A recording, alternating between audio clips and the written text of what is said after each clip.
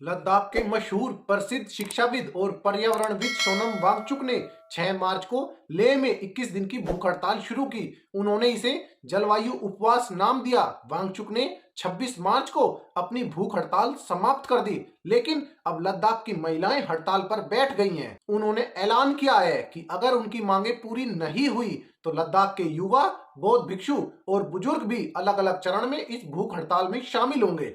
आखिर लद्दाख के लोग भूख हड़ताल क्यों कर रहे हैं, उनकी मांग क्या है और किससे है, क्या बदलाव चाहते हैं, आज हम इस वीडियो में यही बात करेंगे। अगर आप हमारे चैनल पर नए हैं तो वीडियो को प्लीज लाइक कर लीजिए और चैनल को सब्सक्राइब कर लीजिए। अगस्त 2019 में जम्मू और कश्मीर राज्य को 2 अलग अलग केंद्र शासित प्रदेशों में विभाजित किया गया।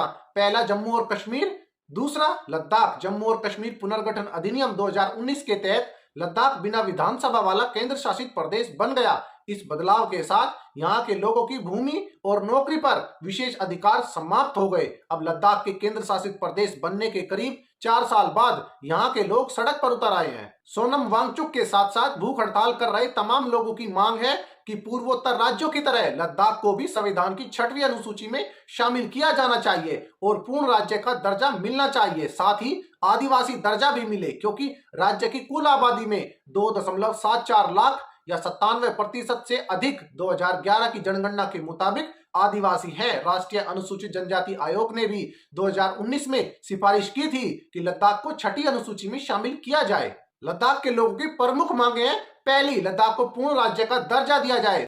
दूसरी, राज्य को आदिवासी दर्जा 6वीं अनुसूची में शामिल करने की मांग।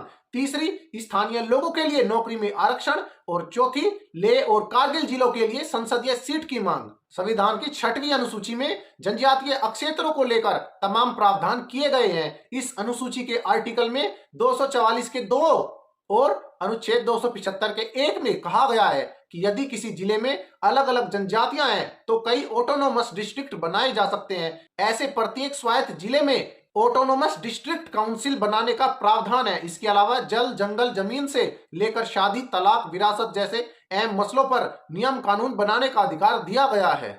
सोनम वांगचुक का आरोप है कि केंद्र शासित प्रदेश बनने के बाद से ही कुछ औद्योगिक गुट, लॉबी, माइनिंग कंपनी की निगाहें लद्दाख पर टिकी हैं। यह लॉबी लद्दाख के प्राकृतिक संसाधनों के बेतहाशा दोहन में लगी है। विकास के नाम पर अंधाधुंध दोहन शुरू हो गया है। पर्यावरण की जरा भी चिंता नहीं है।